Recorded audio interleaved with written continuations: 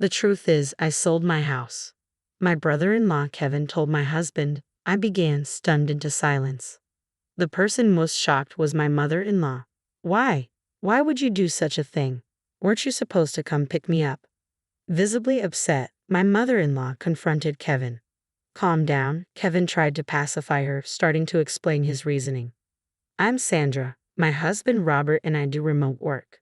The tranquil work environment allows us to take breaks whenever we need, my mother-in-law announced after moving in with us. We were financially secure, so we had no complaints. But why aren't you two going out to work?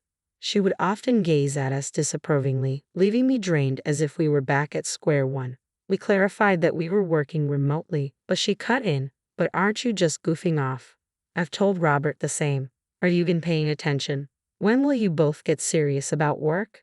Don't you think about your future? My mother-in-law refused to comprehend our job. I'm so worried. I wonder if I made a mistake coming here. I should have gone to Kevin's house, she sighed frequently. The Kevin she mentioned is Robert's brother. He married a wealthy woman named Carol, who he met somewhere, and it seems he's living off her wealth. My mother-in-law wasn't aware of this. Kevin asked us not to tell her. Kevin's house isn't small like this one. It's enormous, like a foreign castle. Well, I plan to move to Kevin's house eventually. It will become my home, my mother-in-law would say, waiting for Kevin to come fetch her. We knew that day would never come. Kevin and his wife would never come to pick her up. Robert had once adjusted to his mother's fondness for Kevin, hoping she could live with him.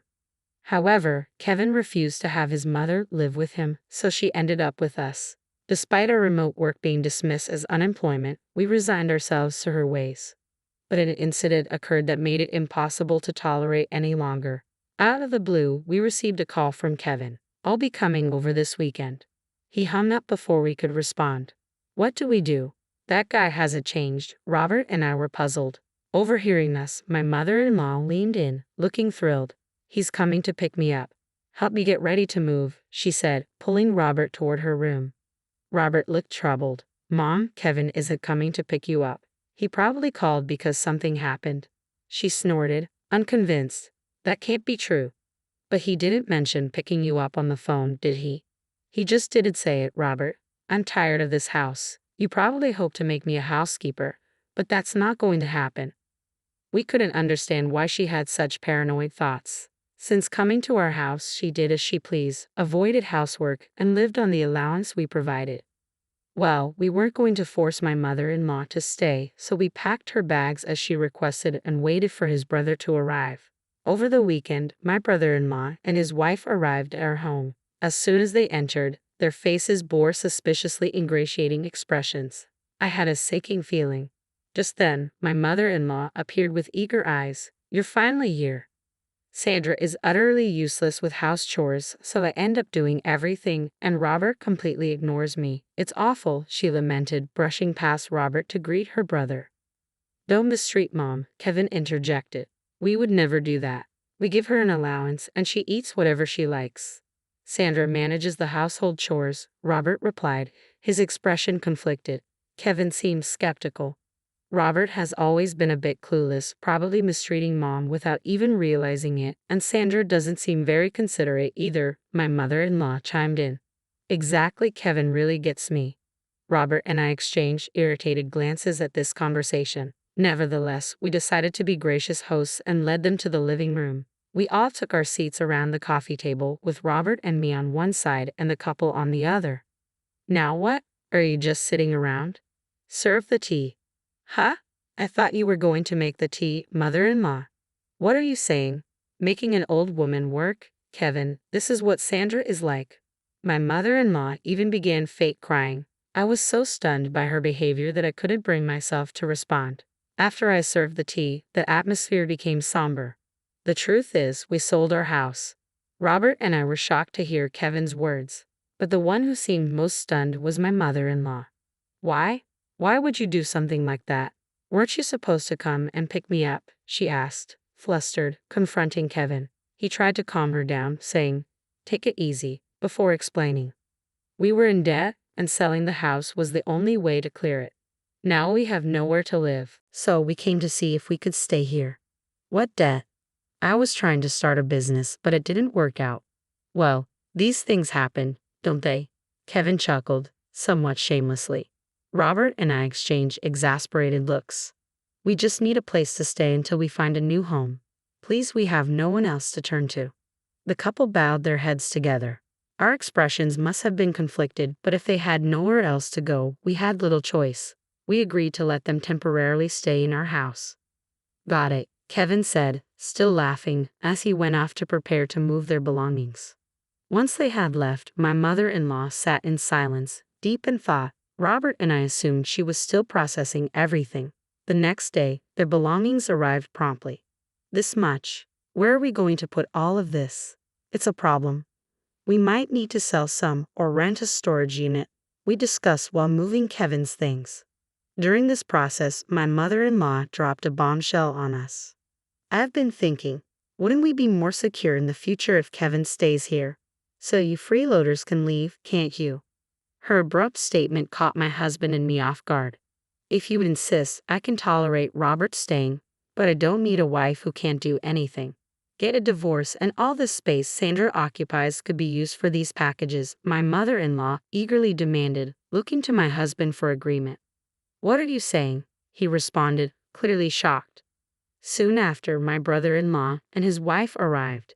Despite my unease from her earlier words, my husband chose to set them aside for the moment and asked his brother to handle the packages. There's more than I expected. Try to reduce the amount, rent a locker, or sell some if necessary, my husband suggested. Upon hearing this, his brother gave him a stern look. What are you talking about? These packages are important. How could I sell them? And what if they get stolen or damaged in a locker? Will you take responsibility for that? My husband sighed at his brother's selfishness. This is our house, you know. It's only natural that you should endure some inconvenience, right? If you don't like it, find a place to live quickly and leave, my husband insisted. My mother-in-law immediately countered, what are you talking about? I just said if you and Kevin aren't happy, you can leave. You're freeloaders. You're not needed here. Kevin is trying to start a business, and all you two do is sit around doing so-called remote work. You're a nuisance. Her words rang out as if she owned the place. My husband and I exchanged incredulous glances. My brother-in-law and his wife seemed surprised at my mother-in-law's outburst but quickly began to smirk. That's not a bad idea, Mom. Selling this house to us sounds like a plan, Kevin chimed in. It's a hassle to find a new place, so we might as well take over. What do you think, Carol? I'm uncomfortable with having you two around, so it would be better if you sold the house to us, Carol added. Besides, it seems like our mother-in-law is on our side. Let's make a deal. My husband and I were left dumbfounded by their unexpected proposition. What nonsense are you? My husband started, but my mother-in-law cut in triumphantly. See, both Kevin and Carol agree with me. So Robert, what will you do? If you're divorcing, you can stay here. She glared at me, expecting a reaction. I prepared to respond, but my husband spoke first. Stop saying whatever you want. Why should Sandra leave? He was visibly angry, his voice rising. Don't shout like that. It's better without such a burden around, isn't it?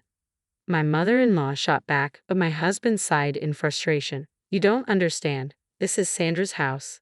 At his words, my mother-in-law, brother-in-law, and his wife gasped. Undeterred, my husband continued, addressing them all. This house was bought for our life together by Sandra. What?